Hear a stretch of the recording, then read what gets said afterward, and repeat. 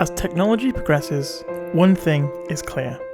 Tech is getting smaller, lighter, and more powerful. That sentiment is embodied perfectly by MSI's GS60 Ghost Pro laptop, an attractively slim and light gaming powerhouse.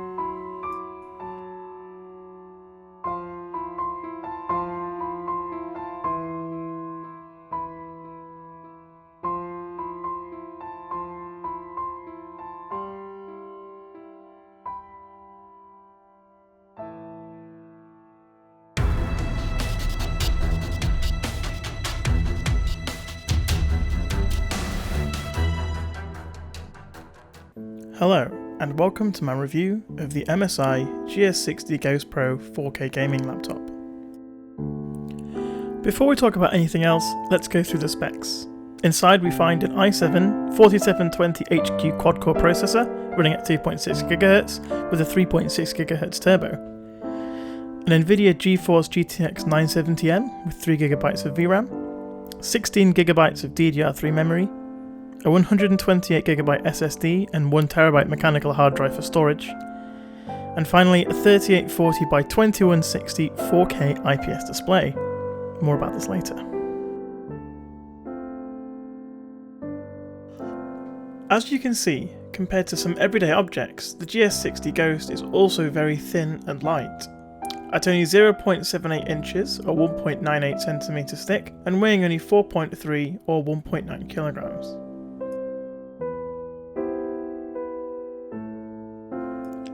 Before we take a look inside, let's take a tour around the laptop. First up, on the left hand side we have a Kensington lock port, DC power in, two USB 3.0 ports, and a headphone and microphone jack port.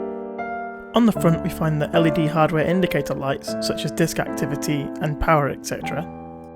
And on the right hand side we have a third USB 3.0 port, an SD card reader, HDMI out, mini DisplayPort out, and gigabit Ethernet. Around the back you'll see two large vents where all the hot air is pushed out. As you'll see when we take a look inside later, the laptop has a very good cooling solution. One of the main selling points of this laptop is that it crams in a full 4K 3840 by 2160 IPS display, which is not only sharp but also decently bright and colourful. The only downside to the display is that it runs at a rather unusual 48Hz instead of the more common 60. While this shouldn't affect normal use, it can be noticed in Twitch shooters like CSGO where every frame counts.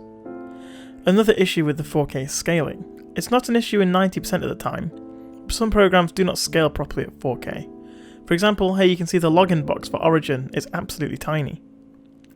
Since the laptop's gaming performance is not quite powerful enough for AAA titles in 4K, I would have preferred a 60Hz 4K panel, or even a 144Hz 1080p panel instead. One of my favourite parts of this laptop is the keyboard made by SteelSeries. It's an absolute joy to type on, and overall very sturdy. I found it very quick and accurate to type on, with a very nice short clicky tactile feel. One of my main annoyances is the split enter key, although you do get used to it quickly. The keyboard lighting can also be extensively customised in the included SteelSeries software. The stereo speakers are made by Dynaudio, but honestly I found them very disappointing. They sound a bit thin, and the maximum volume is just too quiet for any real music or gaming. The laptop has a very large multi-touch trackpad with integrated left and right clicks. Overall, the trackpad was pretty average. The surface texture feels nice under the finger, and the gestures worked fine, but I found the tracking a little slow and unresponsive at times. Let's crack her open and take a look inside. First you have to remove 15 very small Phillips head screws. Once inside, there's unfortunately not much we can do. The SSD and RAM are not immediately accessible. The only real thing we can do is swap out the hard drive.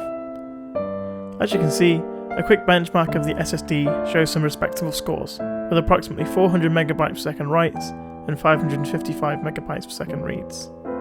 There are two large fans at the back of the machine, which are connected to the CPU and GPU with large heat pipes. Overall, they keep the laptop running nice and cool. We can also see the relatively large laptop speakers, although even with all this, the sound is still very thin. Finally, let's get on to the thing you care most about, benchmarks. In Cinebench, we have an overall CPU score of 521 points, and for the GPU, we we got 52.43 frames per second. Now for the gaming benchmarks. As I expected, the 970M is just not powerful enough to run AAA games fluently at 4K, with only CSGO being playable above anything above low settings. Most games ran too slowly, even on low, to be playable. However, switching down to 1080p, it's a whole different story. And even running at ultra details, most games are running between 30 and 60 frames per second. Popping down to high details, almost all games ran above 60. This is really amazing to have performance this good in a machine that's so portable. So, what's my conclusion? Overall, the GS60 is a really good laptop. It's thin, portable, very light to carry, and has great 1080p gaming performance. A few niggles here and there, but one laptop is perfect.